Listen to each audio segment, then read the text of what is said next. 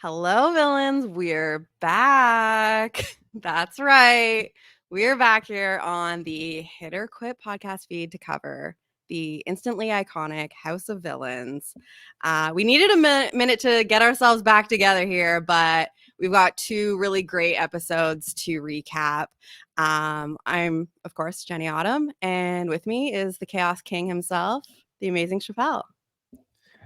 Jenny, I almost didn't make it because I don't know, this tightness around my chest, and I Oh, feel like no. I talked to the Should we medic, call and the they were medic in?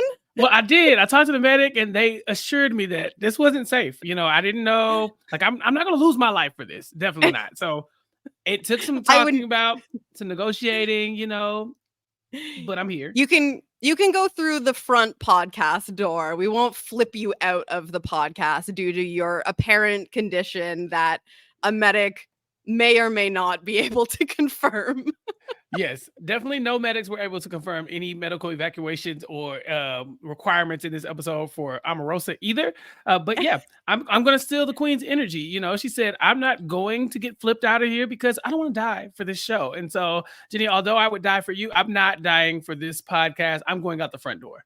Yeah, and you know what? Completely understandable because I'm right there with you. I too will not. As much as I love you and I love this podcast and I love this show, I will not die for it. Which is why we are, a little late and we're doing a double dose here today. As some people may know, Chappelle and I had a fun little trip to New Orleans last week.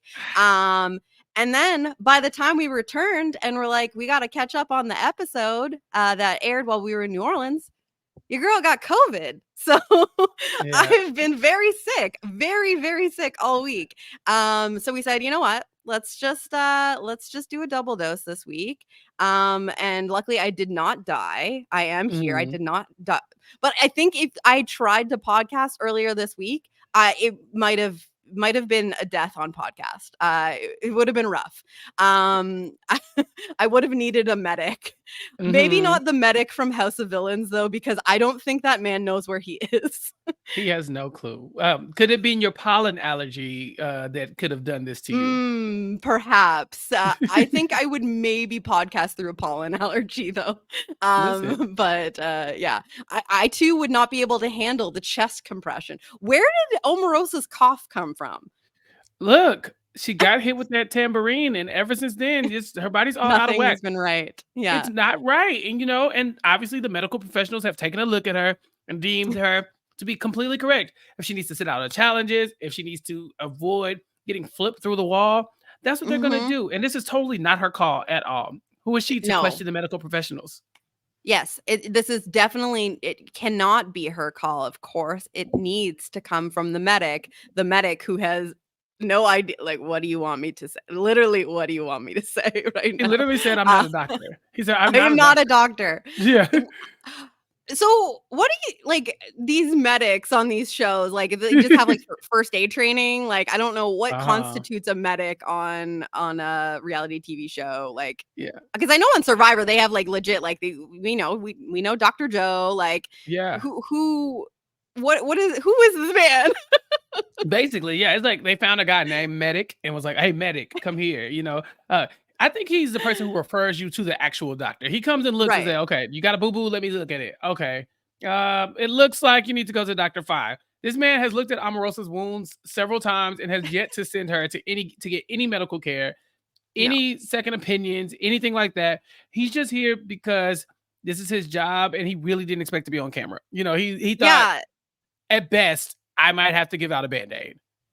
Can you imagine, like, this? We have a, production person who is not a producer, who's an apparent medic, sitting in the confessional seat, like they're a part of the cast, saying, I have no idea.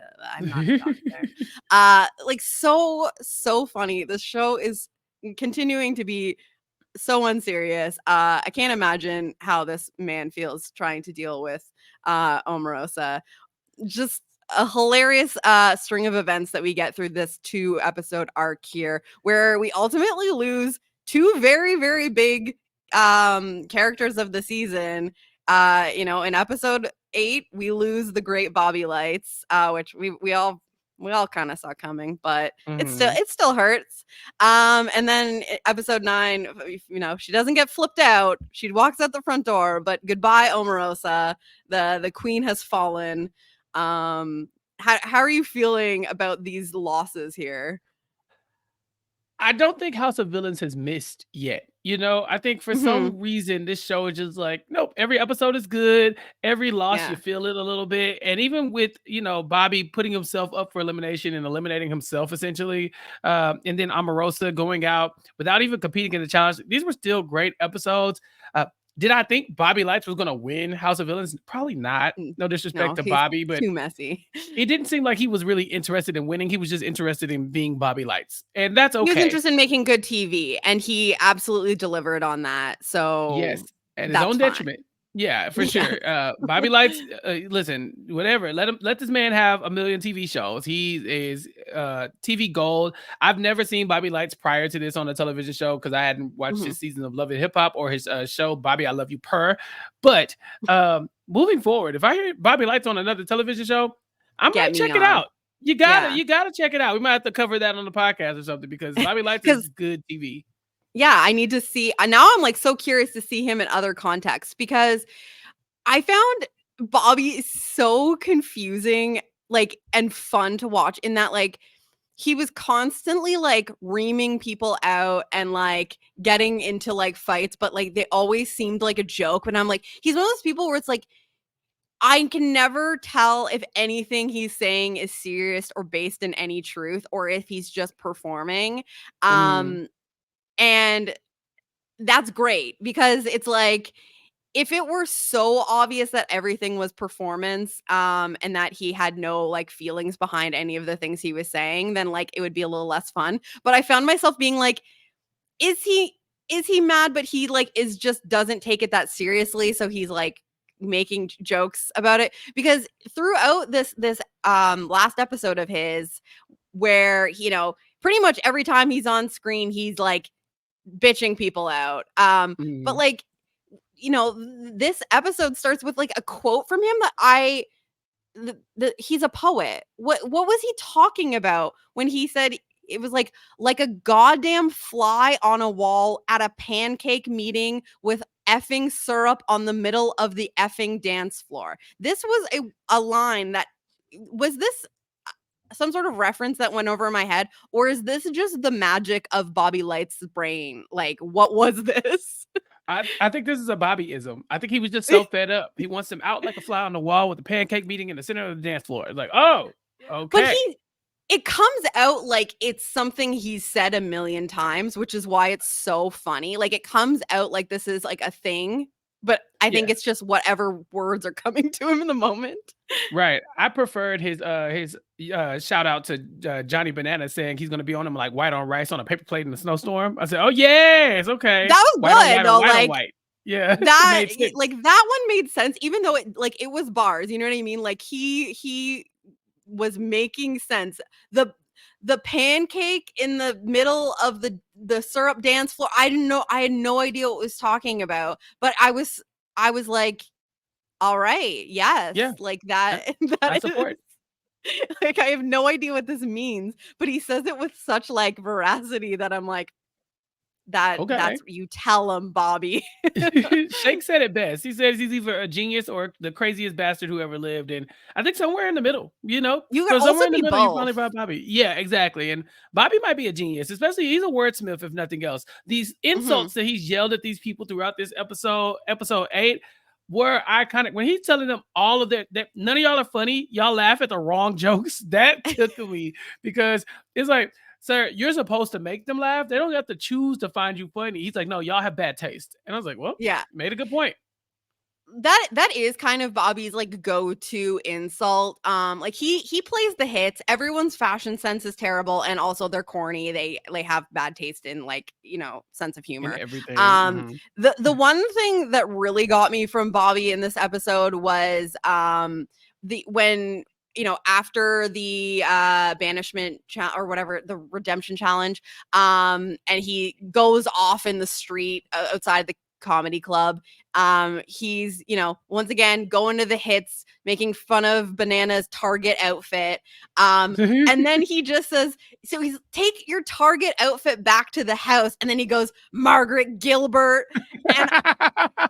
And in the moment, I'm like, who is Margaret Gilbert? Like, because Shake and Bananas had no Banana Shake as we know them. Banana shake. Like they didn't know who Margaret Gilbert is, and I was like, so I'm immediately, again, this show is a learning opportunity for me, because there is someone in Wikipedia named Margaret Gilbert. It's like a philosopher or something like that.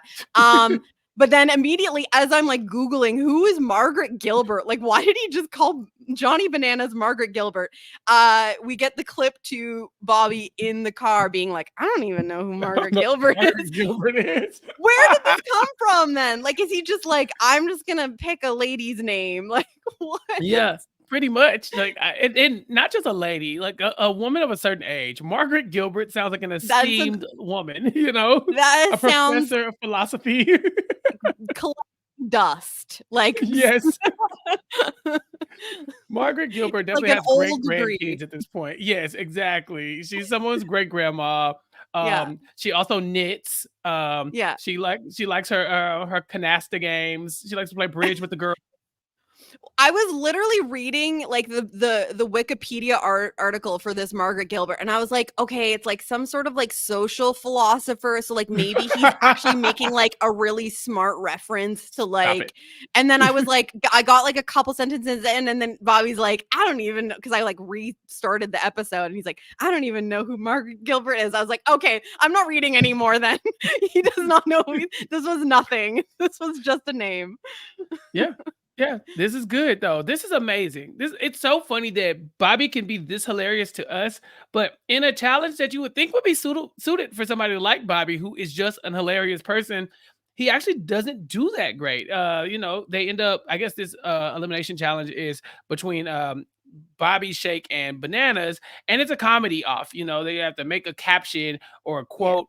And I'm thinking, okay, Bobby, honestly, this is probably your best shot at beating Bananas. And it just fell flat. Yeah, they laughed at the wrong jokes. That's not his fault. It was basically like one of those Jackbox games, and I forget which one it is, but there's like I think there's a couple different versions of this type of Jackbox game where it's like, you're facing off against people trying to come up with like the funniest prompt or like funniest caption. And so you don't know who said once. And I like immediately I was like, Shake has no shot. Shake is the least like funny person here. And to my surprise, he did end up picking up a couple of points. But I honestly, as soon as I saw the challenge, I just had a gut feeling, and maybe it was me reading like the next time on from the previous week, that like Bananas was going to be safe. So I kind of went into this challenge thinking that Bananas had it in the bag. And like, here's the thing, Bobby is funny, but also Bobby is absurd. Which like absurd humor doesn't always hit. But Bananas is also funny. Like sometimes he's kind of like, I don't know, like cringe funny. Like, yes, of course, like this dude, like in his early 40s is making this kind of joke. Like it's very douche bro kind of funny, but he also has some really good delivery. Sometimes he can be very funny. So I thought that it would be a little bit more of a runaway for Bananas, quite honestly, because I was like, and I also thought it would be more obvious, like whose prompts was whose, because like that's what happens in these Jackbox games like this, where it's like sometimes people are just so obvious, like who made that joke, you know what I mean? And so I was like, oh well, there could be a way for like the remaining villains who were the ones voting to like game this a bit if they can tell who answered what. But ultimately I think Bananas only won by 1 point, but it was like actually pretty close between the three of them. So yeah, I don't know what I think maybe what was the big thing that cost Bobby the win here when he wrote organisms instead of orgasms. And then he is yelling at production saying, you said you were gonna autocorrect. And they're like, organisms is a word. It won't like autocorrect a word that is already a word. Yes, Like it's already if you just correct. yeah, that is a word. Like if you had just spelled orgasm wrong and not in a way that becomes a different word, then yes, it Mm. would have autocorrected. So if Bobby had, you know, correctly used the word orgasm instead of organism, uh maybe he would have gotten that point. Maybe we're looking at a totally different situation because it was only one vote or 1 point that Bananas won by. Oh, was he and Bobby were tied prior to that? I think well, I don't think that was the tiebreaker, but I'm saying like perhaps if that joke had landed and Bobby had gotten that point, We might have got a maybe tie he potentially and a runoff. right. Yeah, or Yeah. something. I don't Listen, know. Bananas Math is wasn't losing this not to Bobby. my do Yeah. you were there any jokes that you remember from this that were actually funny to you? They were actually funny. I think what it was here for me was just that there had to be something that spoke to the people that were voting, right? So, Yeah. what I think Bananas was faltering sometimes is that he was doing stuff that was funny to him. So, like Yes. him calling Omarosa, like pointing out that Omarosa was called a cum guzzling Trumpy by New York, that's never going to get Omarosa's vote, You're you not she's know? not going to vote for that. Like that's an instant like you're not getting that person's vote. Uh-huh, exactly. But I think that you also think the other people might find that funny. So it's like if you can guarantee get like the other how many of them were voting? 4? Four, I believe. Yeah, Yeah. yeah. Yeah. And then Then is it worth it? I don't know.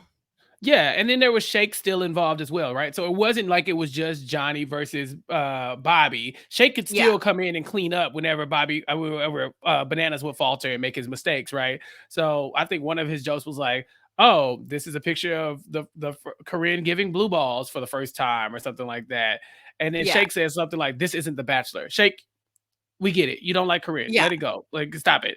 And then Bobby does like a he's just not that into you, which is like it's super baseline, but it's not that funny, you know. But I think for each of them, it's like you got to play the game. You got to play the people voting, but you also have to be funny enough to where people would say, "Okay, I'll throw you the vote." I think it doesn't behoove you to stand out as, "Oh, this is obviously a you joke." Because sometimes people Mhm. might say that stuff just to spite you, might vote against you. So I think they were trying to play the middle. There was a lot of jokes where it was like it could have been anybody. I think the Anfisa and Bananas pick, where he says when she says "blow me," but she's really a classy hoe. I think that was Bananas' second point. You know, people really like that, and so it just depends on what the question was. Bananas even said he's not good at this kind of caption. Jenny, I am also not good at this. I feel like this is a challenge that would be great for somebody like you. Oh, thank you. I was I don't like giving myself pats on the back, but like because there is Jackbox versions of this kind of concept, this is my wheelhouse, I will say. Yes. Like I do like there's also like a rap battle one which is kind of similar because you're trying to like come up with digs for like the other person, but you Mhm. it's based on voting. It's like and that's part of this type of thing is like knowing what the other people think is funny and like Mhm. what's going to land. And you're right that like Bananas, I think probably could have cleaned up even more if he tapered some of his humor towards like what other people will think is funny. And it's like at this point you've spent enough time with these people. But you know, you mentioned the Omarosa, the cum guzzling Trumpy thing or whatever. There was another joke that Bananas made, and it kinda got, like it happened really quick, but, one of them was, like I think it was Fair Play, and he basically made, like, a Predator joke about Fair Play where it was like a when Chris Hansen, like, tells you to, like, sit down at the table, Have a seat. like, the Yeah. yeah, like, the reference to, like I'm like, "Oh my god, like, Bananas, you just straight up like, are calling one of the people voting here, like, a predator." Like, Mhm. very, very bold of you. Yeah, no, this isn't like, funny people can still be bad at this kind of thing, so it and that's kinda just goes to Bobby here where it's like he's naturally hilarious, but I think that some of his comedy is just in his delivery and how he talks and how he like just, says things, and you miss that in a like caption, like you don't get that. Mhm. So yeah, yeah, it was an interesting challenge though. Like again, I'm still like really loving the challenges on this show because they're very like they're equalizers, like they're kind of Mhm. something that in most cases anyone can have a chance. Yeah, Except for Shake, just because except he's for not Shay. that fun. But he Well, did get a couple points. I he thought he got a was couple. gonna be like, nothing. Yeah, he got a couple. I think you're right though. I think Bananas on one end is like very douche bro comedy, and so like if you're not into that kind of thing all the time, then you might not like it. He's also making fun of certain people that are in the cast, so they might lose some Mhm. votes. And then Bobby is wacky. He's zany, he's like a cartoon character. He's off the wall, so his comedy might not translate in just pure one-liner, pure caption stuff. It doesn't really make sense. Exactly. It's about the delivery. So Shake's able to pick up some of those stray pieces. Bobby being wacky, there's this one moment where he's in the confessional and he's talking about this challenge, and he's sitting there with his legs spread all the way open like a V, like some Lamborghini doors, just like wide open, and he's just talking like it's normal. Sir, what? But that's the kind of stuff that you don't get in a Bobby caption, And so I Yeah. think that he loses The the magic a physical little bit here. aspect. Yeah. Exactly. And so he loses a little bit of the magic in that. It doesn't really go well. And then Yeah. he eventually will lose the challenge. Yeah. And this is, the beginning of the end. The wheels fall off. I don't know if Bobby was like aware that, once he lost this challenge that his stock was going to be in a lot of in a very terrible place.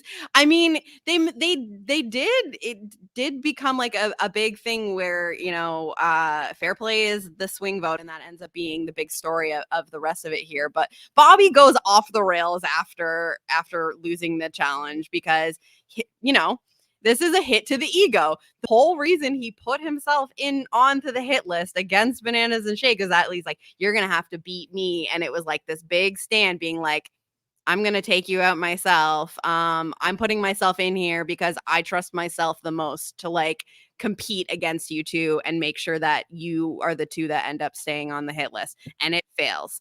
And I'm sure that it also is frustrating to lose a challenge where it's like, I'm not funny. Like anytime something, which isn't necessarily what that means, is like, oh, Bananas is funnier than me. But anytime Mhm. like something like that, it's one thing if it's like a stupid physical challenge or something and it's not something you like hold to your like you feel like is a key characteristic about you or something like that. But if you're like, I know I'm a funny person and you think Mhm. like this is the kind of challenge that I should win and then you lose, like that's like it's gas on the fire, you know what I mean? It's just like you're even more mad because it's like you've been challenged on like a trait that you hold dear to yourself and feel like you really possess. So I think that might be also because Bobby's like yelling at the people that he needs votes from now, being like, none of you bitches are funny. You're corny. Humor. He's like out in the street biting banana cigarette. I was like, was it lit? I was like, did he bite a lit cigarette? I like, what? Yeah, but I think Banana says they put the most mentally unstable person on the block. And Shake tries to make him feel guilty, and like all these other people are working on. But at the end of the day, Bobby is like, I'm just going to yell and scream at everybody and do whatever I want. At some point, he even says, I'm gonna go throw ice water on Bananas, and then he deep throats Bananas doll.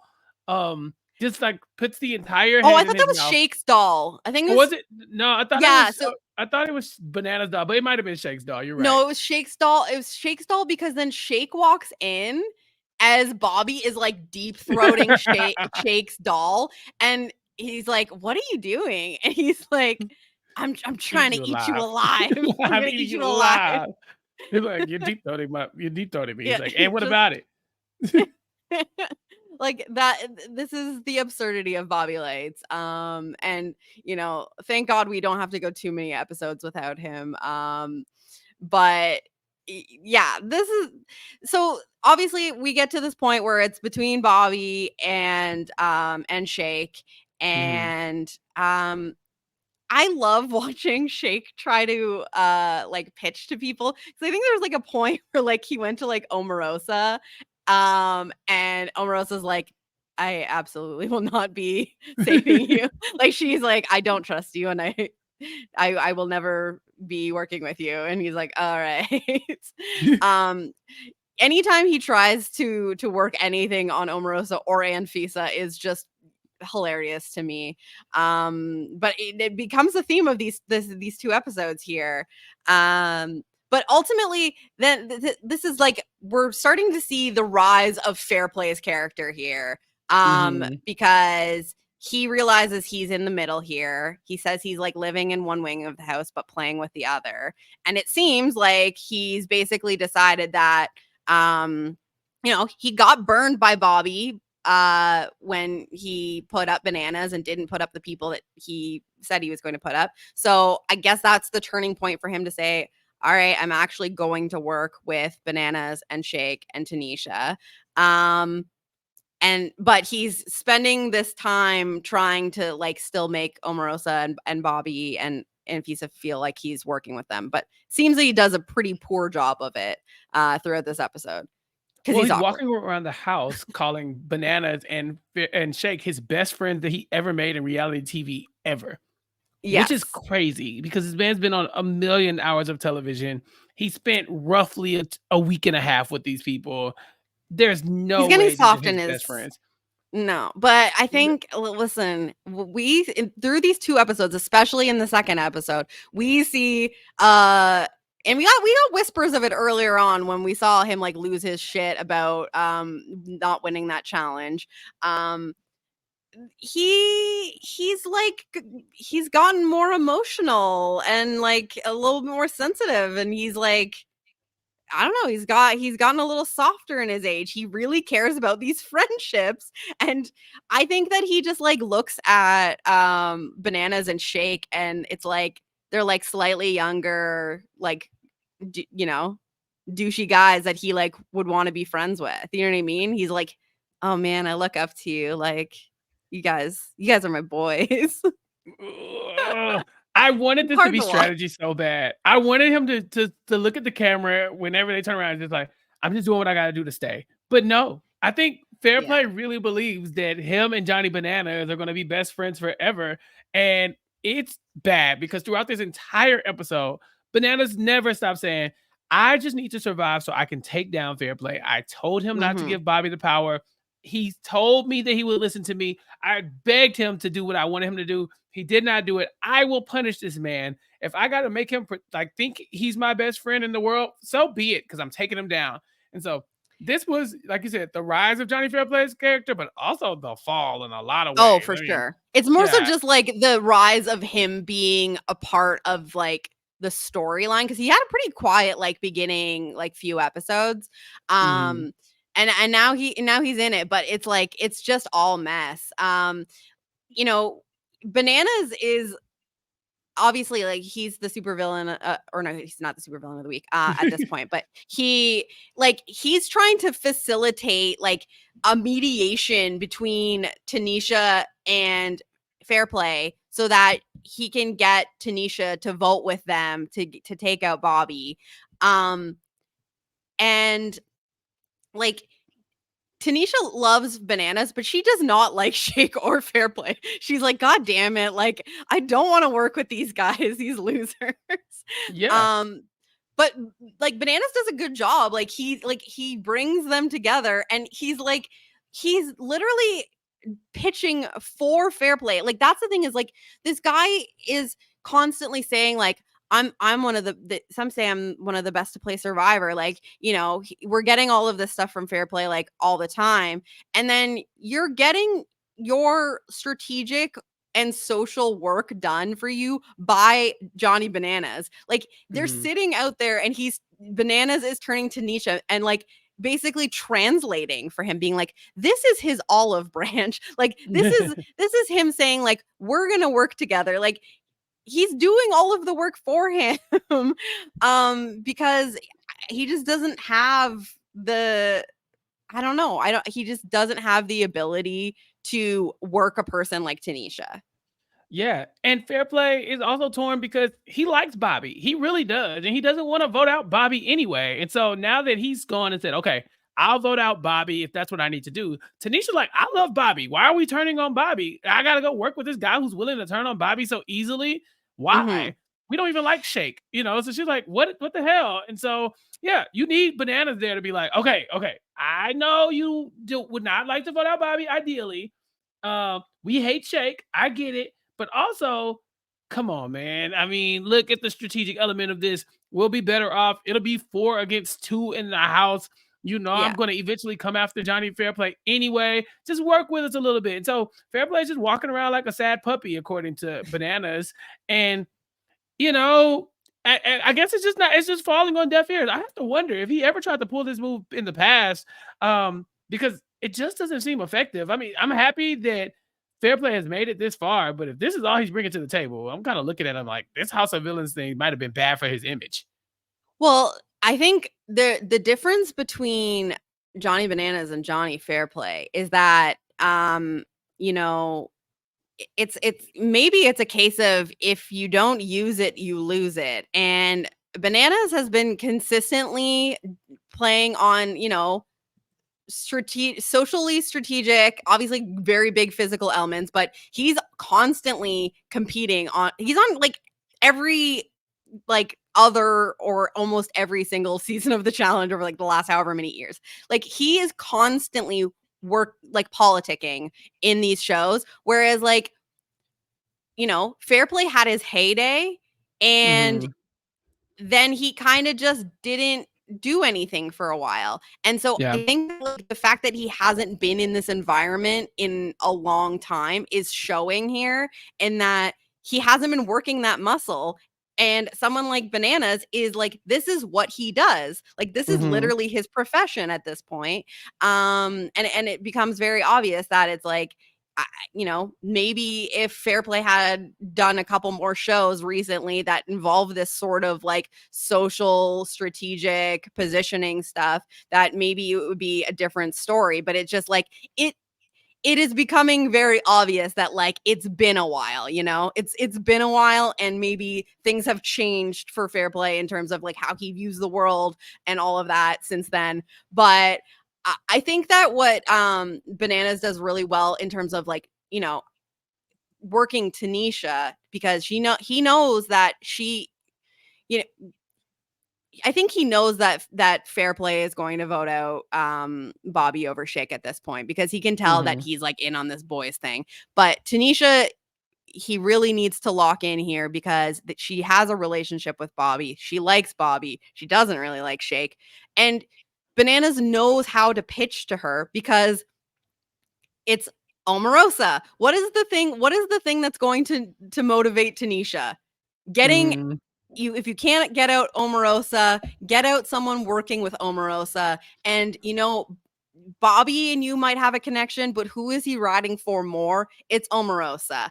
And I think that's ultimately the pitch that ends up working for Tanisha to get her on this side here, because, like, that's ultimately what she cares about, is getting rid of, that's her biggest feud in the house. Even though at this point Omarosa starts to become a giant flop, she's Mhm. she's gonna stop participating basically in the game completely. Still wants her out, and that side of the house has to take a hit. And so I think that, like, Bananas is far and away, like, I think killing the strategic game of House of Villains here.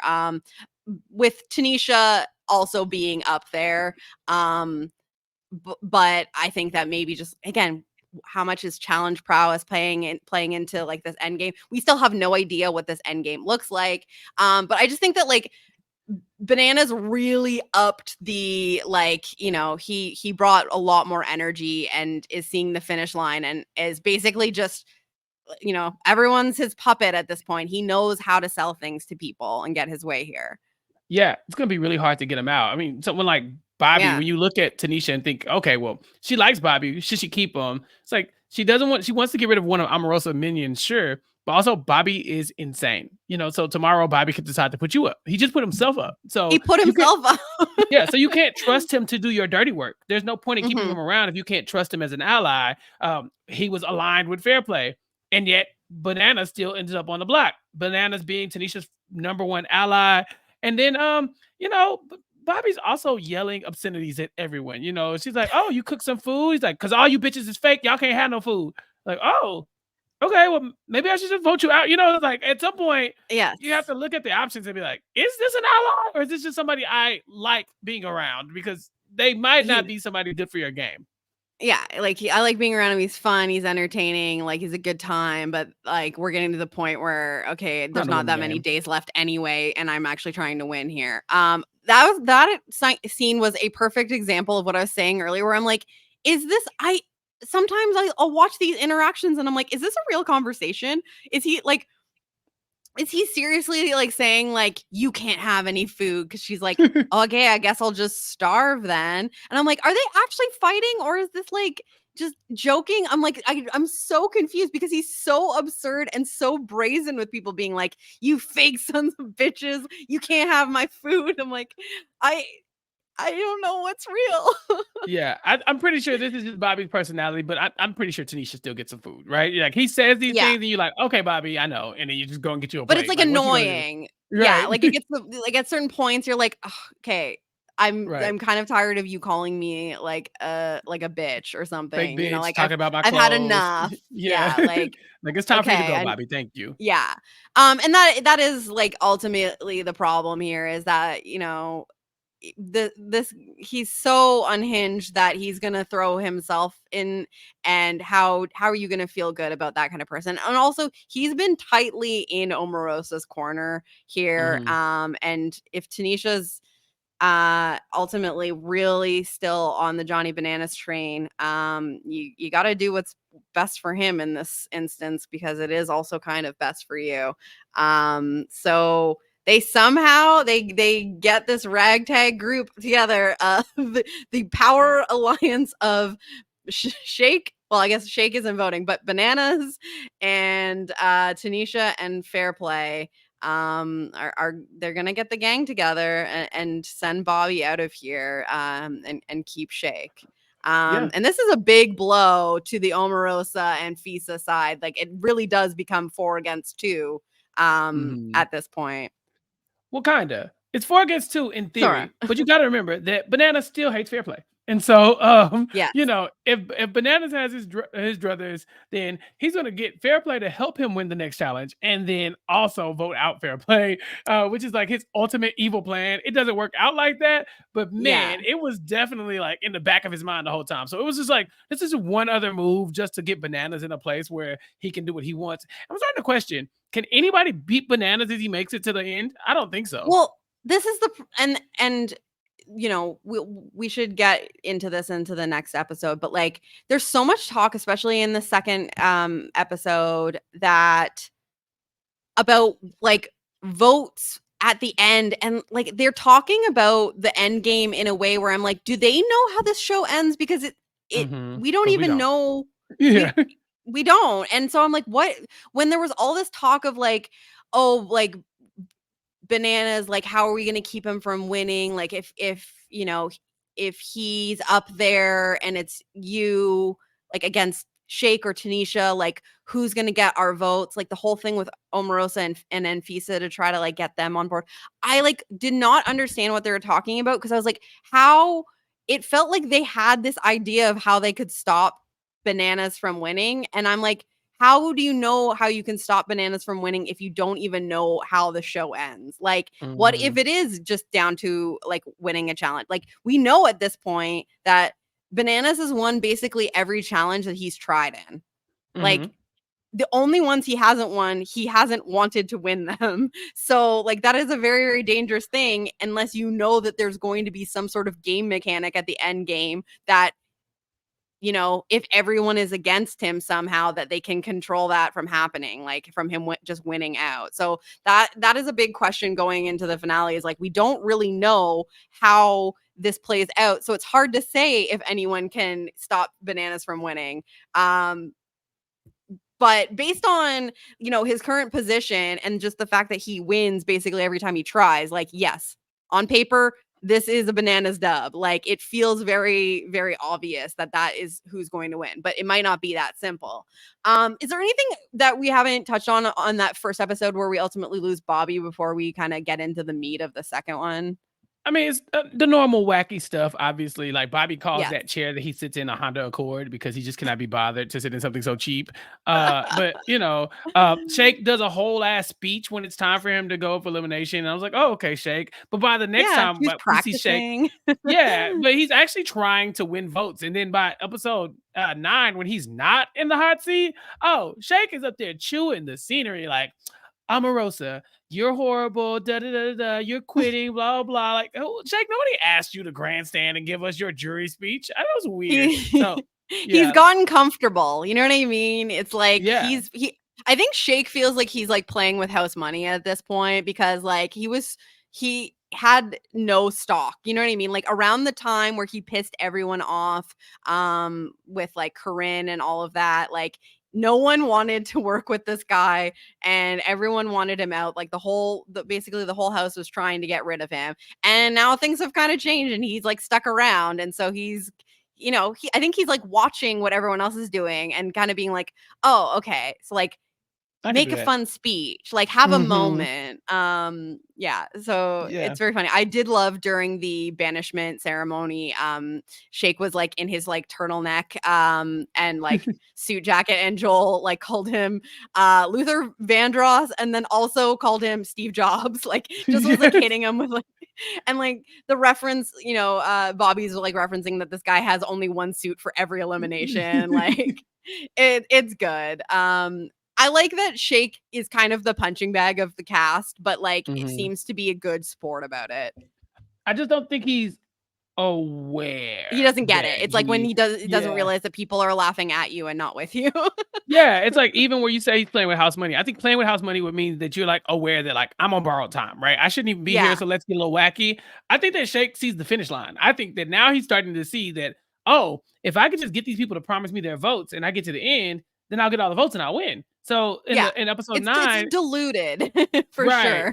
And it's like, yeah, even if these people all say they're gonna vote for you, Shake, you're still Shake, and they haven't liked you or wanted to work with you thus far.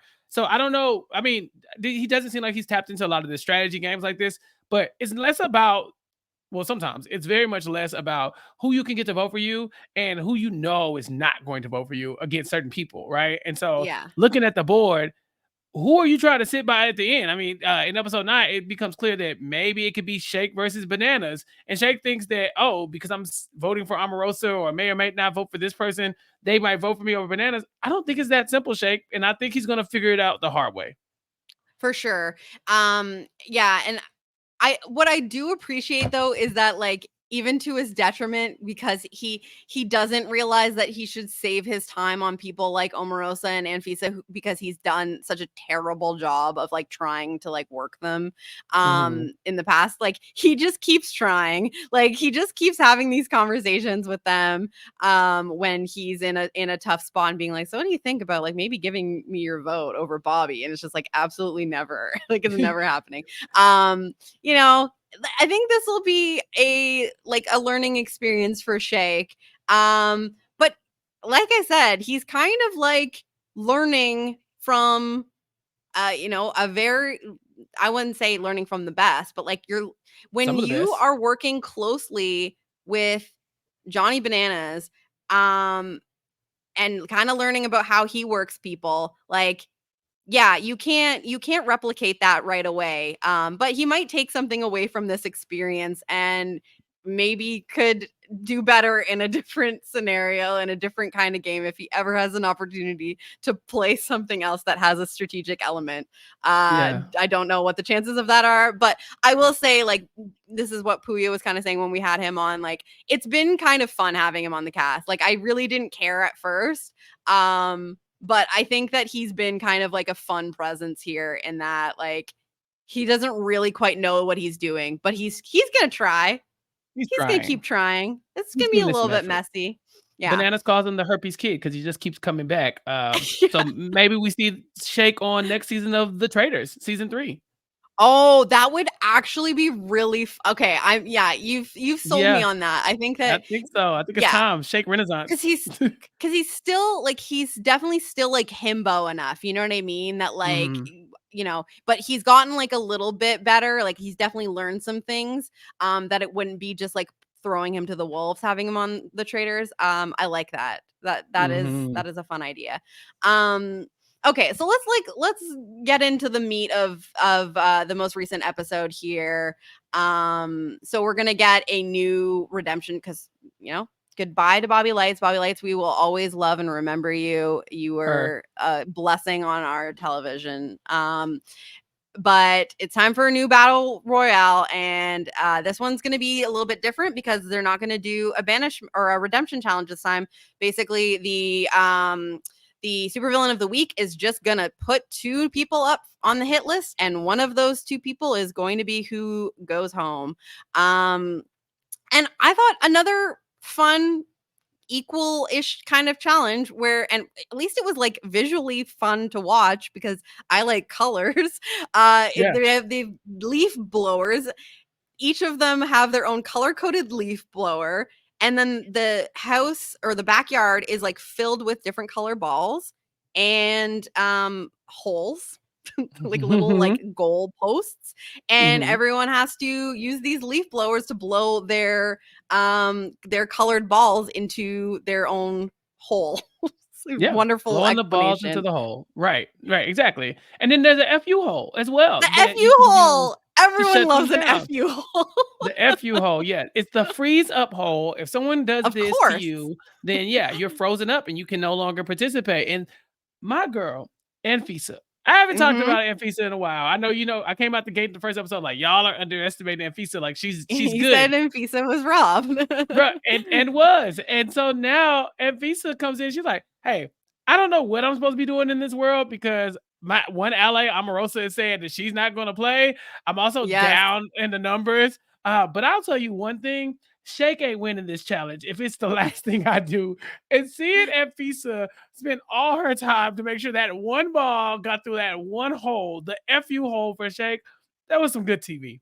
It was excellent. So yeah, the FU hole was located like up on like the top floor inside the house. So it meant like having to navigate up, like blow using a leaf blower to blow a ball up a set of stairs seemed very difficult.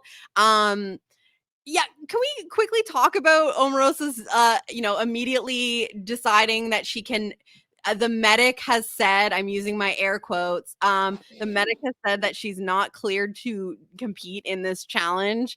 Um, I mean, First what's of to all, talk about it? You don't believe her? sorry. I should not question the medical advice of the guy who is not a doctor and also didn't say that she shouldn't do it. Um, was she even wearing the hand brace at this point? Like, how is it that you are not medically cleared to use a leaf blower? Yeah, like, I'm sorry. Like, oh, and Fisa said it best. You have 2 hands. You You have to don't exactly. you don't have to use the one that hurt. Just use the other one. Just try. Like, I Mm-mm. just this it's fascinating to me. She's just like, I'm not even and this You should is not medically honestly cleared. where I started to like it's iconic and it's funny. Um Mhm. and and like references back to being on the Apprentice because this was also a thing with getting injured and playing that whole thing up. So this is a hit for Omarosa, but it kind of disappointed me because I don't know if Bobby leaving was just kind of like, there's no point in me even trying. Like, she is kind of giving up and she just doesn't want to participate and she's going to use the like fake injury, Mhm. stance to get out of it. I don't know. But it was like you left your girl just by herself, like the other four against her.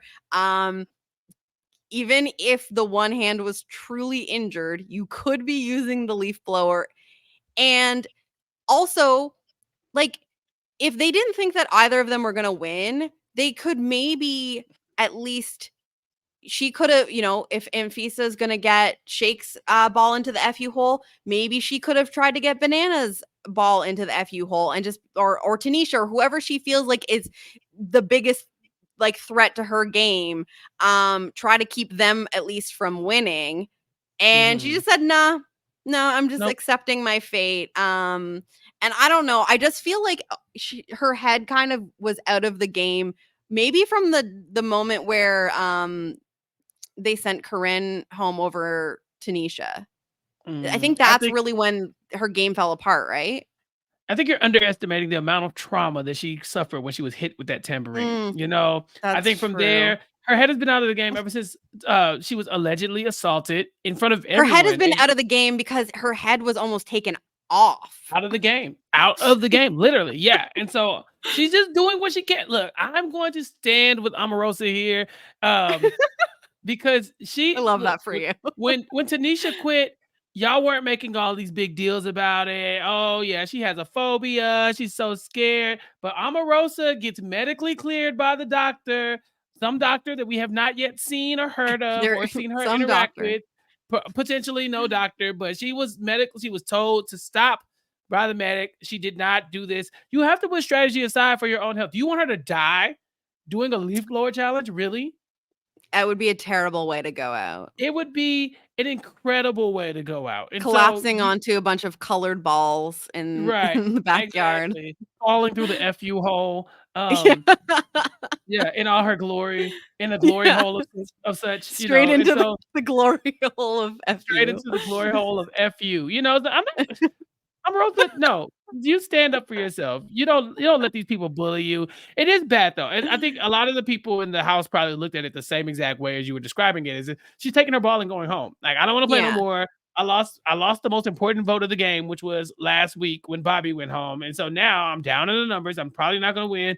I don't want to play. And so if I go home, I go home. But y'all are not going to get the satisfaction of seeing me try to save myself. And you're not even going to see the Mhm. satisfaction of seeing me thrown through that wall. I'm going to make sure that everybody knows that I walked in here with my head held high. I'm leaving the same way. Yeah, and that's the thing is that it's like, she it's very it's giving like, "You can't fire me, I quit," and Exactly. she Even though doesn't she's been fired before. she has been fired. Couple times. She exactly, by the same person. Um, Fool me once.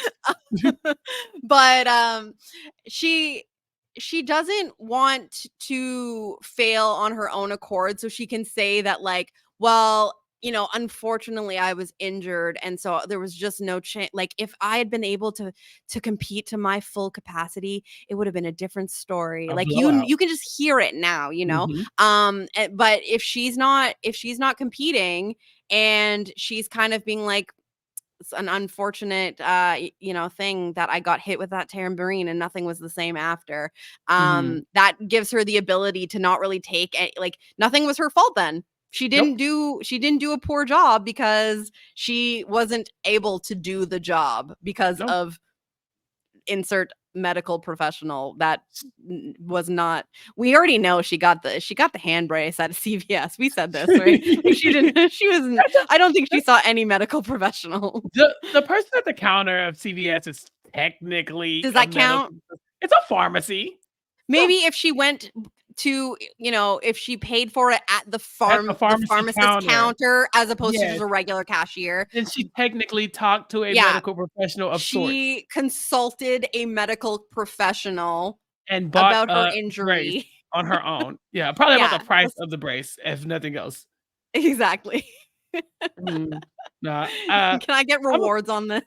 right. Yes, that long ass CVS receipt, just and they Yeah. roll it out. But like but look, Omarosa is here. She's not going to let us see her squirm, and she's not going to let them see her squirm either. And so the whole episode, she's just like, I'm harmed. What do you want me to do? And so we see everybody else reacting to that. And Fisa's disappointed because she's like, you left me high and dry. Maybe you should just go on the hit list. It's kind of like the same thing with Bobby. If I can't trust you to work with me to take out the other people, what good are you? So maybe you can go. And lucky for her, Bananas is like, so, I mean, and Fisa, if I don't put you up, you want to go ride around in the Swan with me? And she's like, fine, I guess. She barely said yes. I don't even know if she actually said the word I think it was yes. it was like agreement from by omission. Like she just didn't say anything, so she technically didn't say no, so it became a deal by default. Yeah. I'm telling y'all, if this is good TV, like, yeah, she gives like very little energy, but it's just that her reactions to stuff is like, yeah, this guy likes me, so I guess I'll just sit here and pretend. But I know, I guess I'm trying, and she goes along with the stuff. The stuff in the Swan. I mean, I know we're kind of getting ahead of everything here, but the stuff in the Swan was actually great television. It was really funny. I love it so much. Yeah, her disdain for Bananas, but also just like, you know, her love of money. She hates Bananas, but she loves money more. And so she's like, I will put up with this because I know this is what I have to do to put myself into a good position. I know this like weak testosterone fueled man is attracted to me and I have to entertain him. But like she gives him nothing. Like that's like what's best about it is that like her flirting is like the laziest, like non-flirting I've ever seen, and it's enough. It's enough. Yeah. Especially now that Corinne's gone. Like, this is what are his other options? Bobby's gone too. So exactly, like, he's running out of people to flirt with. Exactly. And then Face is good. I'm telling you, she's good TV because even when they're in the Swan, Bananas is like, so can I give you a tour of the backyard? She's like, okay, fine. He's like, funny. Like he's like you. He did a good job here, and she's playing into it. He's like, so that's a plan. She's like, oh. He's like, yeah. You put flowers in it. She's really, you know. Yeah. Like, yes, it was very fun. I'm shipping it. I'm okay with this. Now, did you listen to the Cursed podcast that we were asked to listen to a few weeks ago? I did. It was Bananas podcast that he had Corinne on after he voted her out. Listen, it was either Scally or Matt Lagori who tagged us to let us know that we needed to listen to it. Listen to the Free Agents podcast. But I did it. I took one for the team and I had to listen to the two of them and heard things that I wish I could take back. And it leaves me very like curious because I'm sure that like Corinne has been watching the rest of the episodes and like she watched this episode of with Bananas and Fisa in the big giant swan in the pool, and I think she hated that. She was pissed. Like they're not talking right now, but like they'll probably talk again in the next episode. It'll be fine. But imagine seeing someone you like share such a moment with no chemistry with someone and being threatened by it. I mean, Johnny Bananas is literally talking about the plants and singing songs about a White Russian. He says what he wants to drink is a White Russian. Right. And Fisa is like openly rolling her eyes like, oh, okay. Like mocking him to his face. Right. And Corinne's at home seething, like, get away from him. But here's where I understand it. I would be jealous of the riding around in the swan part because I share that like childlike joy that Bananas has where he's like, I spent this whole show waiting on that looking moment. at this giant like ornament swan in the yard, and I've just been wanting to put it in the pool and ride in it, and this is my time. And like I understand that because I would be the exact same. I'd be like, I want to ride in the swan in the pool. So like more than the jealousy of like, oh, he brought another woman, like a romantic ride, it'd be like, she got to go on the swan. Yeah, he's inside my duck at home. Yeah, see, I lack impulse control. So I would have been in that swan day one. Like the moment I see it, I'm like, oh, I'm about to do this thing. Bye. Yeah, so, I think yeah. that I also have a little bit of that where I don't think I would have been able to wait. Like I would have been so excited to do it.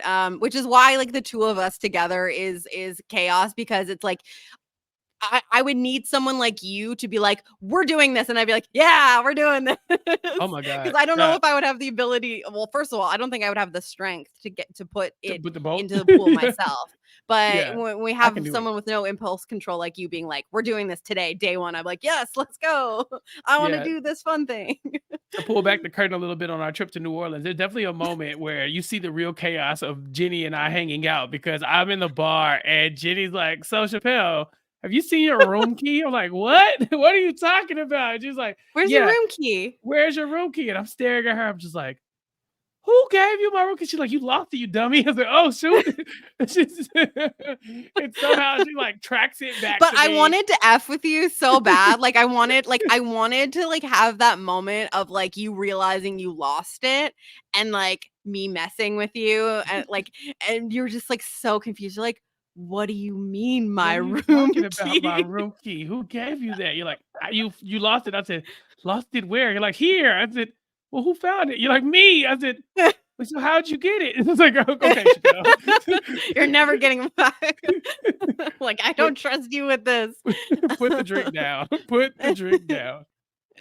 Yeah, listen, we will find the fun if we can, and we will lose Mhm. it. Honestly, I'm just like surprised I didn't lose anything. Like that's the most impressive thing is like the hypocrisy of me being like, oh my god, Chappelle lost his Oh, room key. what a So dummy. responsible. Like I easily could have done that. Meanwhile, if there's a swan boat somewhere, we're pushing it into the pool, you know? Hondo pee. Like that's the first thing I if there had been when we went to the waterfront or whatever, like that Riverwalk place, like if there had been a giant swan that we could have I would have been like, screw whatever we have planned. We're getting in the boat. I want to do this. Like this is what we're doing. And you would have been the first person I would have gone to have been like, can we do this? This is stupid, right? Like let's do it. Let's do it. Let's do So it. I'm like, "Okay, that's fine." yeah. Yeah. Nothing wrong So with a maybe little chaos. someday there will be a swan and we can do this. Push it into a pool. Yeah, so anyway, like long story short, Omarosa's not even in this. We do get it, she plugs her book at one point. Yeah, unhinged. Yeah, Yeah. that's what It's a sto Omarosa is. She if there's one thing she's gonna do, she's gonna make sure that you you know you can Yeah. Google her. Yeah, for The sure. things on her Wikipedia page to Google. And you better Google her, put it like that. Yeah. So yeah, this is it seemed like Shake had an early lead in this challenge. Ultimately Anfisa gets in the FU hole and you know, it seems like it was maybe close from there between Bananas and Fair Play, but Bananas gets the dub because Tanisha's gonna start helping to make sure that Fair Play is blocked because this is Bananas' next move is okay, we had to get out Bobby, obviously. But I don't trust Fair Play. He set me up. He put us in this position and it's his time to go. So Bananas wins the Supervillain of the Week and immediately it's kind of telling Tanisha that like, okay, well now this is actually the spot where we keep Omarosa. And Tanisha's like, are you fucking kidding me? Like, what do you mean we keep Omarosa? Yeah, she doesn't wanna keep Omarosa at all, but Banana's like, she's not even competing. She's just walking around being like, "Oh, I'm hurt. I was harmed. I can't do anything. It makes no sense to get rid of her because she's not trying to beat us. So let's keep her around and get rid of somebody else." And so begrudgingly, Tanisha's like, "Okay, whatever, fine. Like y'all can vote. I'm still voting for her, but y'all do what y'all want to do. But I'm trying to get her out of here. So good luck." And so Yeah. yeah, Bananas ends up going and putting Omarosa on the block next to the biggest surprise for at least for one person, Johnny Fairplay. He ends up on the Yes. block. And it was a blindside for Fair Play, but he also kind of sees it coming because there's the scene in the kitchen where Bananas is the aforementioned making the plan with Anfisa like, hey, if I keep you off the block. Like, will you go in this swan with me? Like, Fairplay is in the room while this is happening. And Fairplay starts doing the math, being like, wait, if he's like pitching to Anfisa that she won't go on the block, then what does that mean for me? So like he kind of had a hint, but like, you know, Fairplay is a lost puppy. Like he really just wants to, you know, be Banana's guy so bad that he didn't believe that he would truly do this to him. And the dagger goes into the back when he puts him up on the hit list next to Omarosa, and that brings this man to tears. Did you expect, Chappell, when we back months ago when we saw this cast and then we, you know, made plans to podcast about the show together, and you're like, okay, it's 2023 and we are podcasting about Johnny Fairplay and a bunch of other cronies on this show called House of Villains. Did you predict that we would be somewhere where Fairplay has been crying multiple times and about his betrayal? Even before that, wasn't he crying about pinball machines or something like that? Wasn't it? Yeah, well, he seems to have some sort of very emotional connection to pinball and bowling. Yeah, so and that would bowling. I think happy tears because it was like such a special day for him. But like so he's been can you believe that the person who cried the most on House of Villains is Johnny Fairplay? Is maybe that is the question. Yeah, 4 out of 9 episodes, at least, this man has cried in some shape, form, or fashion. And over different things. Yeah, it just various items. And, you know, maybe he's getting older and more sensitive in his older age. But yeah, the rest of the supervillains, but the rest of the supervillains are not entertained. They are very much like, you're they hate pathetic. it. Yeah, they're not. I love anytime Anfisa talks about Fairplay, she's like disgusted by him. She's like, ugh, you're crying, you disgust me. She's like, I was going to talk to Fairplay, but he was crying and I just could not respect him at that point. Like, I do not have any respect for this man. I have no respect for this man when he cries. I wish he would stop talking to me. Like, thank you, Anfisa, for your riveting commentary. Yeah. I mean, the only person who really has a soft spot for Fairplay's tears is Tanisha. She's like, oh, my mom, my baby's crying, but also tighten it up. Get your shit together, sir. Right. Like, you're the oldest person here. What is going on? Yeah. And speaking of the oldest people here, between him and Omarosa, they're the oldest 2 people here. Yeah. And they are acting like the biggest babies in comparison to everybody else. I mean, it's like Fairplay won't stop crying. Omarosa has taken her ball and gone home. She won't participate in the challenges. And according to everybody else, they're like, who are y'all? How did y'all end up on this show if y'all were just gonna act like this? And we talked about the early episodes and the dream cast for what this could be, hit or quit or whatever. And I don't think that Fairplay and Omarosa are misses, but I don't think that's what they were looking for when they went and got this cast together. They thought everybody was going to be cutthroat all the time. There would be probably tears, but probably at betrayal and other things. But just for people to be pouting and, you know, kind of taking a lot of this stuff very personally, I don't really think that was in the design for the show. And so very shocked to see this is where we come with basically our flagship hero. I mean, our flagship male and female villain of the season. Yeah, like Bananas has this speech. So when he's putting the 2 of them up, you know, he has like this like wolves and rats speech, and fecal matter. And he you know he puts up Johnny Fairplay and says, "Are you a wolf or are you a rat?" And Johnny Fairplay goes, "I'm a friend." And he's like emotional. Boo! Yeah. And I'm like, where is the villain? Where is the villain in the room with us? You know, in the house with the villain. Like, what is happening here? And you know, it's tough to watch because I want mess. Like, obviously I want mess, but I also don't want to see, you know, someone who is supposed to be like this cutthroat person that will lie about his dead grandma and like is just falling over because he feels emotionally betrayed by MFing Johnny Bananas and Shake from Love is Blind. Like, what universe are we living in here? Yeah, somewhere Sandra Diaz Twine threw her remote at the television screen and walked off. You know, she's like, "Listen, I did not go to battle with this man 20 years ago, Right. on in Pearl Islands for him to get on here and then just like completely fold." You know, they're probably like the Batman and Joker, where like they just have to be hating each other's throats for them to work, but they have like a mutual respect for each other. And like she's like, Yeah. "Bruh, we're both villains. You're embarrassing me. You're like my Yeah.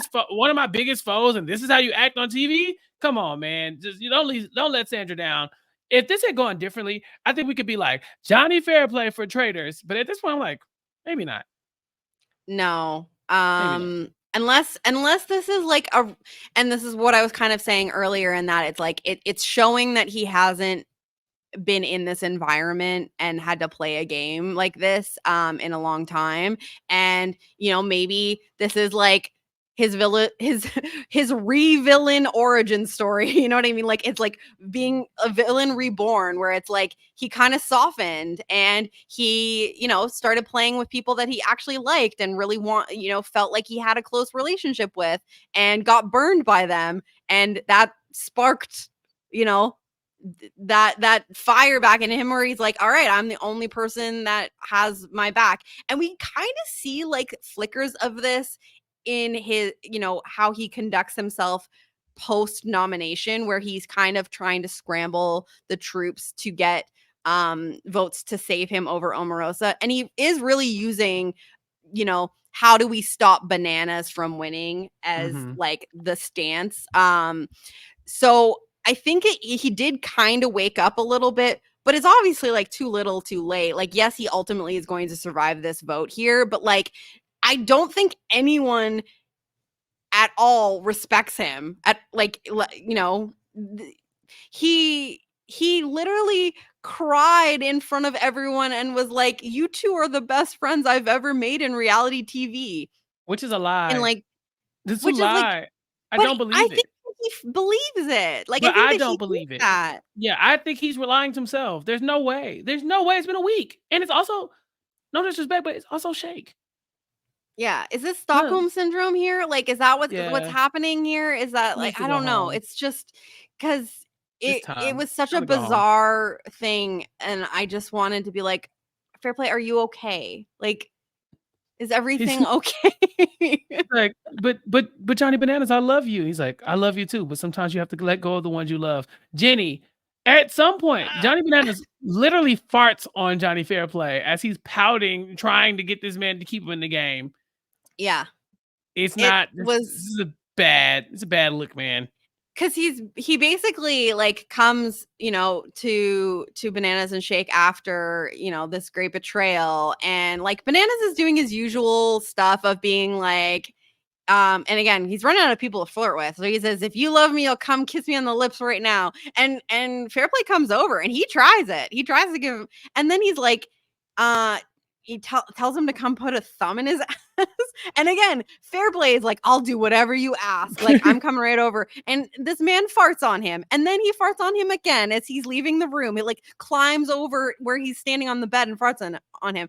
Tanisha walks in and is like, what in the world are like, and I understand her in this moment where she's just like, you people are disgusting. What is happening here?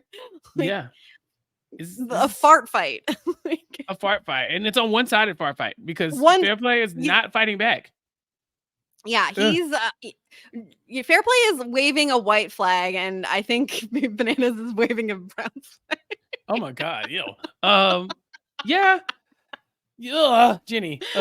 And so I'm yeah, sorry.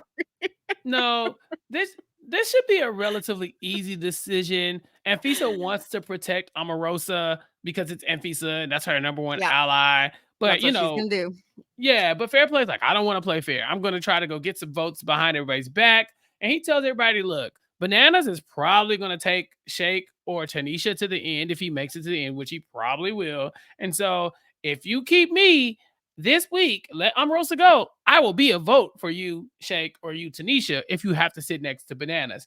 And I think that's an okay pitch until you hear the opposite, which is like, no, no, no. we will all vote on the opposite direction if you get rid of Omarosa, and you don't have anything to do with fair play, right? Like we just leave fair play out of this altogether. Like fair play, your one vote is not going to sway everybody. But Exactly.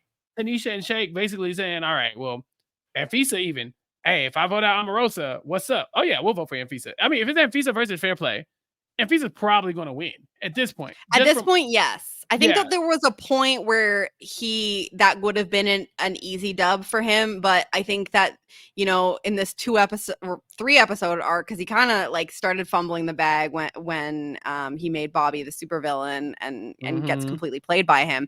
But like he loses all credibility over these 3 episodes of having any sort of control over the game. And has literally been like crying about having his feelings hurt in a show called House of Villains. It's like, what? So yeah, I think if there is some sort of vote, which it seems like there is, I don't know exactly how we get there. I don't know if we get down to 2. I don't know how it all works. I don't know who's voting. But it does seem there will be some sort of vote mechanism for the finale. I do think fair play is drawing dead. I don't know that there's anyone that fair play can beat here because of how this has gone. So, he survives this vote against Omarosa. At what cost? Yeah. The damage was done the minute he was put up. Yeah. At what cost? Even his argument against Omarosa was just like, I didn't quit and she quit. And yeah, that's about it. And that's when Shake kind of lays into both of them. He's like, my vote matters a lot now. So yeah, this is not the house of crybabies. And when you have Shake, who is probably if you had to rank the villains in this season coming into the season, I'm pretty sure Shake is ranking somewhere near the bottom. If not, like it's probably somewhere in Shake and Fisa, kind of, in that area, maybe Corinne.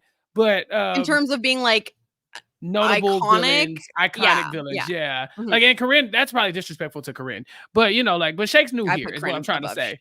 Yeah. Shake's new here, and so he probably has the least like pedigree as far as being a villain. But he's telling you now, like he's up on his high horse in his all black as usual. And he's just like a different outfit this time though. Different outfit, not the turtleneck. But yeah, he's just like, you're a crybaby.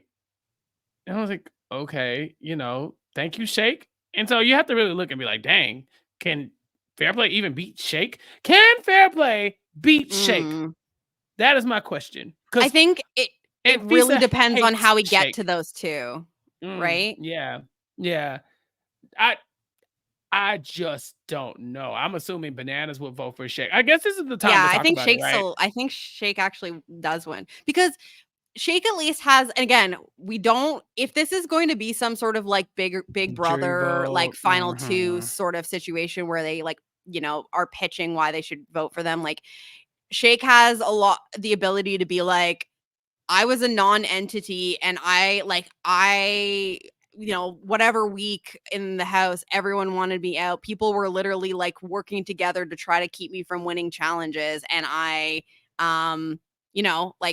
kept moving. I kept making deals with people and they didn't all stick or whatever, but like I kept doing it. And fair play, literally like one thing went wrong for him and he cried about it. Like, and he like, I think that there are ways, and if Shake is kind of learning as he goes and he's picking up a little steam as he goes, like I do think that he could have a pitch against fair play to win. It just really does depend on how we get to those people, because how much of a strategic element is there left in, how we get from 5 people to is it down to 2 people? Because they're talking about it as if we're gonna get down to 2 people and there's gonna be a vote. So, but they have not explained how that works to us. Maybe while they're playing, they had a better idea of what the end game looked like. But it's hard for me to like theorize about how someone wins here when we don't really know how they even get there, No, that's real. And we don't know what the final challenge is. We don't know if it's a vote. We have no clue. But it's just like if it has anything to do with votes, it's going to be an uphill battle for somebody like Fair Play. Mhm. Because at the end of the day, this is not necessarily a popularity contest, but the votes have mattered thus far. Mhm. Popularity has helped you thus far, so I don't see how being unpopular would assist you in the end.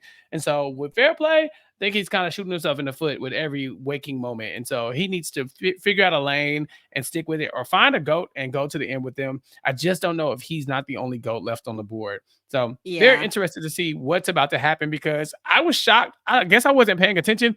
Did not realize this is the penultimate episode of House of Villains. Yep. Then the next episode will be the finale. And so we are gonna find out in less than a week here who's going to win, which is hopefully the first season, being that there will be more seasons, not the only season of House of Villains. We really need to talk about, we've gotten to Shake kind of like giving his little speeches to Fair Play and Omarosa and basically calling them out for being babies. Omarosa's coughing a lot during this. I think she was starting to build what was going to happen here. We have to talk about Omarosa's exit because she, first of all, she does a speech to when she gets called out for saying that she doesn't respect the game, and if she did, she would have fought more to stay in the house. And she's like, well, I never cried, I never gave up, and every time I said I was going to do something, I did it, and that's been my track record in this game. And like Tanisha immediately clocks her and is like, that is a lie. Like That's a you, lie. like you Stop the cap. flashback to the oranges in the kitchen, and she Mhm. promised safety to all the girls and then put up Corinne and Tanisha. Um, Mhm. you know, and so we get the building of the two of them having an interaction. Ultimately, it's Omarosa that is going to be eliminated here. And Omarosa starts being dramatic about the straps of the chair. Um, and when she gets banished, when the banishment gets announced, like Omarosa did like the heart hands, Mhm. and Tanisha immediately just goes, "Go to hell, Omarosa." This is it. I'll see your family there. It's like, good, the devil awaits you. I was like, ah. And then Tanisha's like, "You're fired again." And And Tanisha then really thinks she's getting the last word. She thinks Omarosa's about to go flipping through that wall. And Omarosa's like, my chest. can we get the I medic in can't. here? Can I we? just can't. I can't do this. I can't. And then again, our friend the medic, we have no idea what his name is. I'm pretty sure his Chiron just said medic. um, comes in, and it's so funny because he comes over to her in the chair, and she says, I'm just not gonna be able to go back. And like everyone's laughing while they're watching Mm. this, and she's like, I can't take the chest compression. And the medic just says like, what do you want me to do? Like, what do you want me to do? And she says, well, I don't want them to think that I can't. I'm I making the don't. call. It's on It's not you. my decision. Yeah. So she's like, so you do you want me to put the strap on you? So no, nope, I don't want my chest hurt. No. Well, if we can't strap you in, then you have to walk out. Oh, I guess I'm medically required to walk out. Well, bye. Just Yep. waiting for someone to, and the fact that, like, again, the medic, most useless person, which I don't fault him for, because what is he supposed to do? But he's just standing there being like, I don't know what you want me to do. And then two producers come in. I think it was like John and Matt, the producers, also come into the frame. They go to talk to her, and they're like kind of negotiating, like, okay, so you don't want to be flipped back. And she says, I don't think I can. It's not I medically just safe. I I don't want to die for this. Yeah, I I'm not dying for this. Like, So they say, okay, well, that's the door that you came in. So just go ahead and leave out. I will be walking out the door that I came into with all of my respect. Thank you all. Goodbye. Tanisha's like, this is all you wanted. You've been plotting this since the day you saw that damn chair. Rosa instantly said, I'm not going through that wall. And she meant mhm, it. She yes. meant it. And to the point where she's literally trying to feed the line to the medic that she needs, like telling them, you have to, it's your call, but I'm not Mhm. going to do this because it's not medically safe. Wink, wink. Just say it so that it's no longer my fault. And Yeah. but also, did you notice I am walking out the front door the same way I came in? It's like Mhm. the Yes. queen of spin, She like did it. She did she it. did that. She Yeah. walks out that front door. And then we get a fun little moment where and everyone is so unimpressed with her, just being like, this is absolutely ridiculous. Like she wouldn't Mhm. even go So through transparent. and Joel has said, hey, well, we still need to flip someone back. So he Yeah. straps himself into Omarosa's chair that is now vacant. Bananas comes over and straps the little Omarosa doll to him and calls him Joel Morosa. And Joel takes one for the team so that there's still going to be someone flipped back. Listen, someone has to press that button so he can get that extra $500, and somebody has to go through that wall. I'm sure he gets another Mm-hmm. stipend for that. So he's like, if I I got to go hope through that wall so. myself, then so be it. And so we end the episode with Joel McHale taking one for the team, going through the wall, and then we're now looking at what is the finale of House of Villains. Final five? Final five now? Final 5, I believe. Yeah, because it was 4 against Yeah. 2. And now, yeah, so we're down to Shake Bananas Fair Play, and then Tanisha Tanisha and Fisa. and Fisa. Yeah. And so I'm So really should we looking. power rank like likeliness of winning, even though we have no idea how you win the show? Right, right. What do we like? What if the next round is like just pick somebody who like let's all vote somebody out now Yeah. based off of numbers. I think Bananas is gone. If that is how it works, then I think so. Yeah. Like who could But justify keeping him at that point? right. But I don't, there's got to be at least one challenge, and I think there is at least one challenge because it looked like there was some sort of like they were all like the next time on they were like sitting at a table, and like I think it was maybe like some sort of like trivia or like some sort of mental comp or something. I don't know. I Mhm. misremembered this, but I do think that there's probably at least one more challenge because there's got to be a way that we get from 5 people to however many it's going to be between Mhm.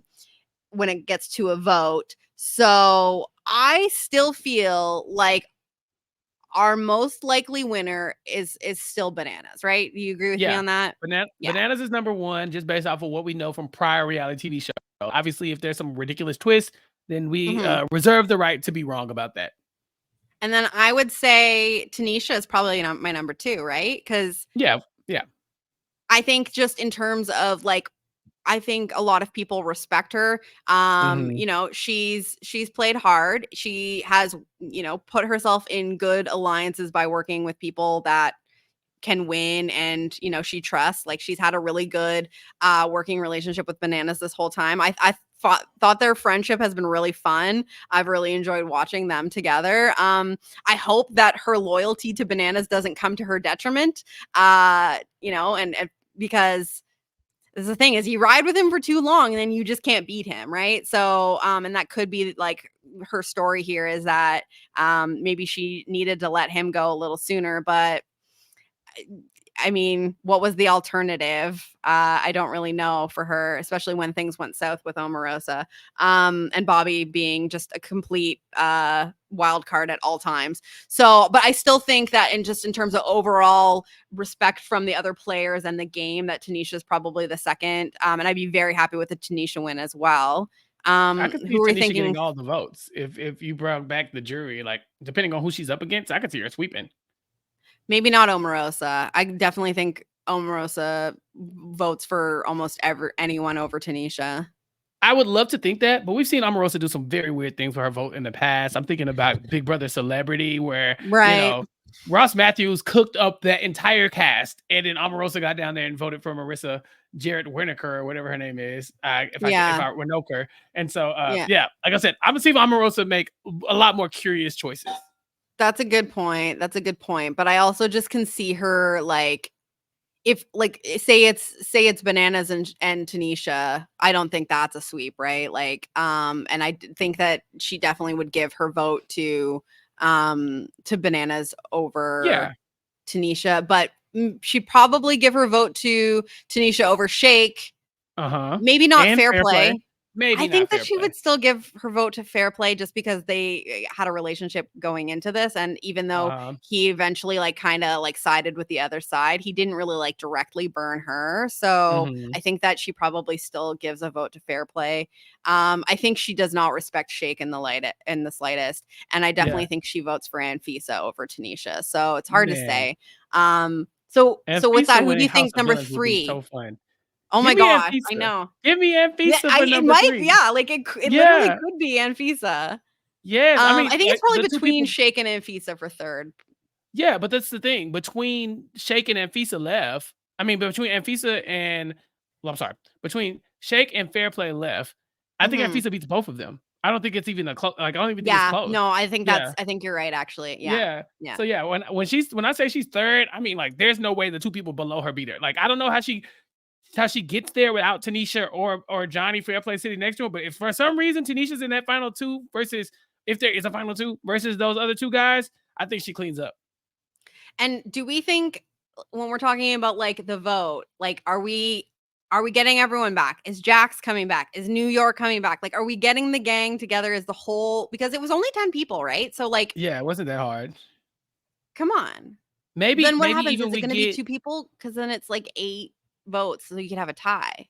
yeah, well no, let's bring in the cameo people as well. Give me Oh, maybe they get to like Abby Lee they can, Miller, Carol yeah, Baskin gets a Spencer vote. Pratt. Spencer Yeah. Pratt. Now maybe they don't all get their own vote, but maybe they get to like Vote as a come unit to together break for the like a tie. tiebreaker vote if Yeah, they need to or something. I don't know. it That could would be be fun. fun. Yeah, Yeah, because they kind okay. of abandoned that like a while ago. We just like stopped having cameos. I wonder if they had Mhm. more people like in the hopper and they just like couldn't lock it down. So like, okay, we're done with this. Basically. So then you got Yeah. the last 2. Who's more likely to win for you over Shake or Fair Play? Um, I think Shake. I think which Dang, is Johnny so Fairplay, how what far have you fallen? that's sad, right? Like that's messed up. Yeah. But here's the thing. Like I said, you know, this could have been a wake up call for fair play, and maybe he turns up the heat in this final episode to do something and like redeems his character a little bit. If he somehow becomes like a banana slayer or something like that, you know what I mean? Like Mhm. maybe he does something to redeem his like his perception of from everyone, because but at this point, based on how his sway with everyone and how they view him, I'm having a hard time. Like, I think people like fair play more than Shake in terms of just as a person, but I think that they at this point respect Shake more than fair play, which is so wild. I and honestly, I'm going to disagree with you just a pinch. I do hear you what you're saying, but I do think that the amount they respect Shake is so minuscule, like compared to Yeah, like just is by inches, right? More than Fair Play. That at the end of the day, they still hate Shake. I think they actually they like Fair Play. do. They Yeah, because do. like I guess Anfisa's not voting for Shake when it comes to Shake versus no, Fair no, no, Play. no. But Tanisha's that's not why voting. Well, she might. Sh- She Shake versus Fair Play would be the funniest final the most 2 because it would iconic literally final 2. like voting for like, like a punch in the face or like a kick in the crotch or something. I don't know. Yeah. But like that so many people would be like, God, I hate this. Yeah. And then it's like, are people voting on, who is the more iconic villain, who gave better TV? Because there was points there where people were voting based on like who deserves to be here more in terms of being like iconic and like really like leaning into being a villain. And I just think that it's a very interesting vote between the 2 of them. Yeah. Yeah, I no, I will say Fair Play's not drawing dead. I do think that there is a no. situation where he could be Shake.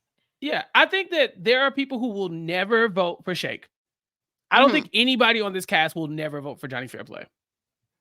Yeah, that's a good point. That is Yeah, okay. like You've sold you me would on that, on putting yeah, it that way. you Yes. would have to physically grab Anfisa's hand and write Yeah. his Shake's name down to get her to vote for him. It's not And happening. There's same with Corinne. Corinne same is with Corinne. never voting Yeah, for Shake. same with Omarosa. It's just not happening. They're just not Okay. going to vote for him. So new ranking based on this, because I had to think about where some of these votes might go in that scenario against each other. So the new ranking is Bananas, Tanisha, and Fisa. Fair play. Shake is at the bottom here. Yeah. And watch, and somehow Shake will win. I don't know. Listen, if Shake bizarre. wins, more power to him. You think No, we're gonna get a Bananas Shake? is winning. You think we're getting a Shake exit interview? Oh, Yeah. Sure, probably, right? We have to do a deep dive on Shake's game. I need to know. Do you I think you have could more questions. survive?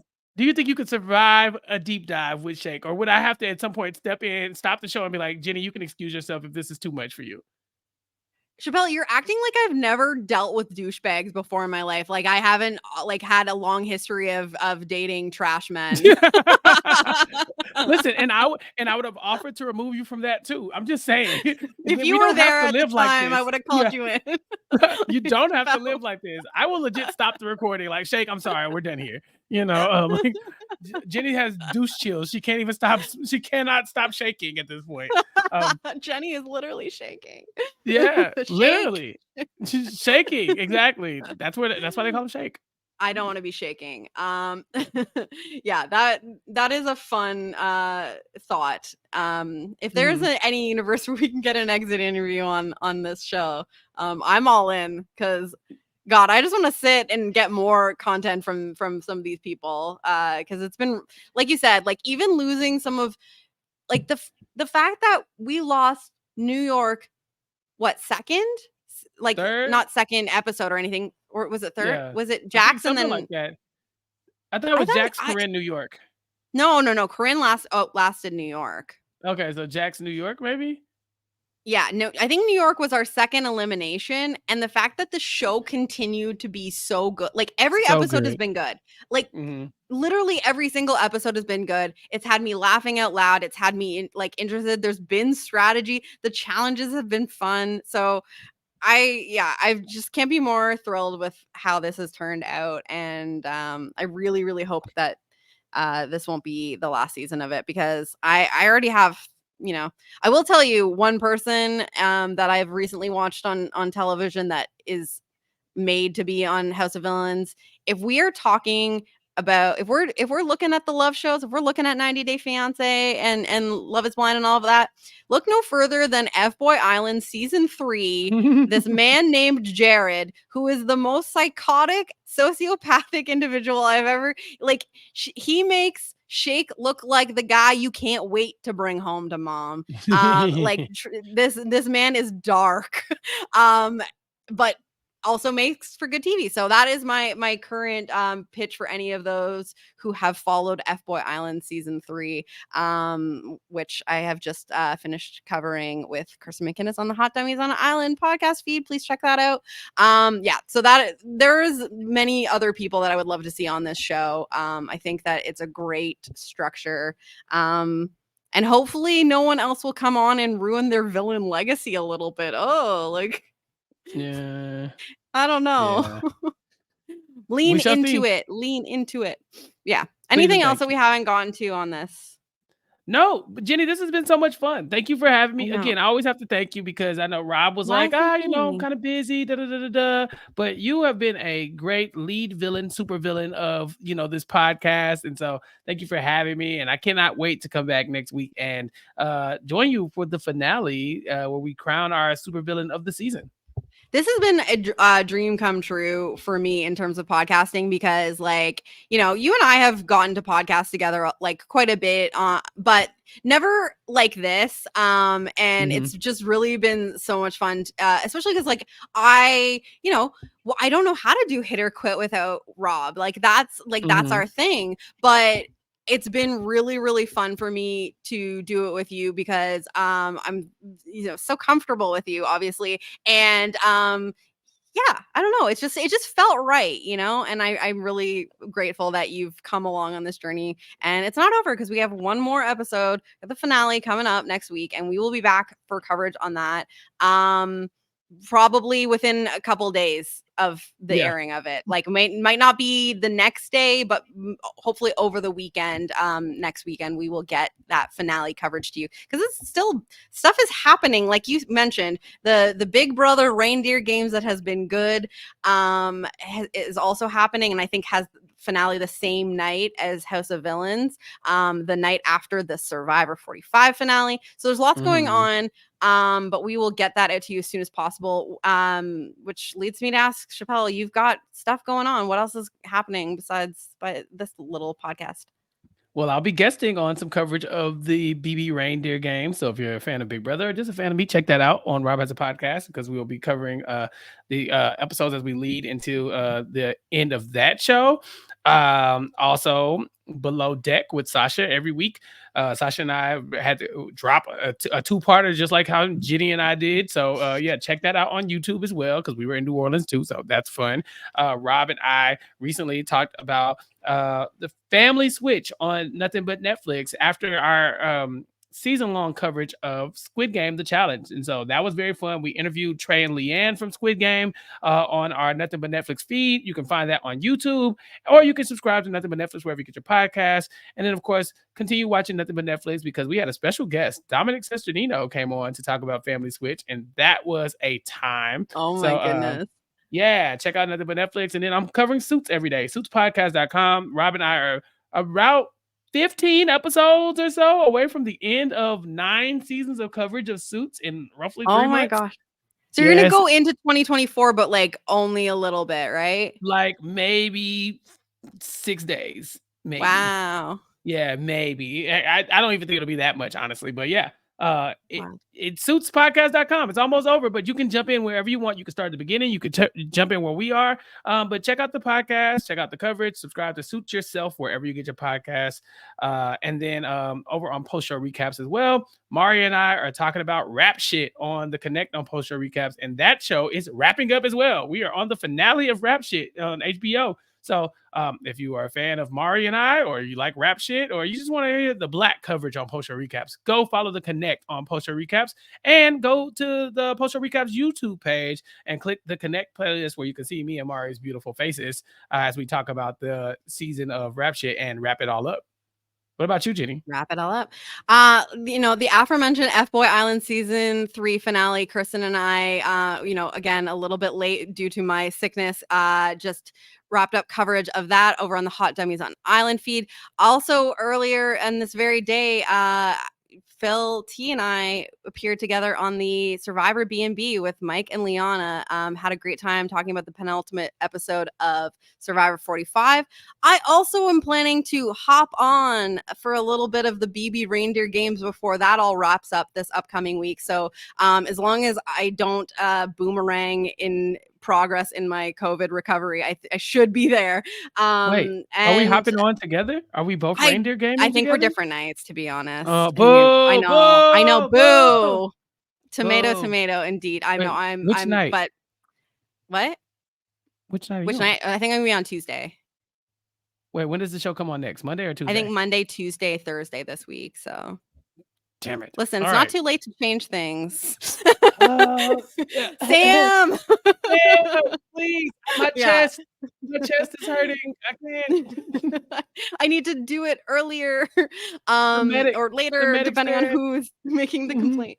So I will definitely be hoping to talk about that, because that has been an unexpectedly fun show. And other than that, you can follow me on social media at Jenny Autumn, and we'll see what comes next in the new year. But in the meantime, we still got one more episode of House of Villains, and we'll be back next week to talk about that. Maybe with a guest if we can make it happen. But yeah, in the meantime, everyone have a great week, and we'll talk to you later. Bye.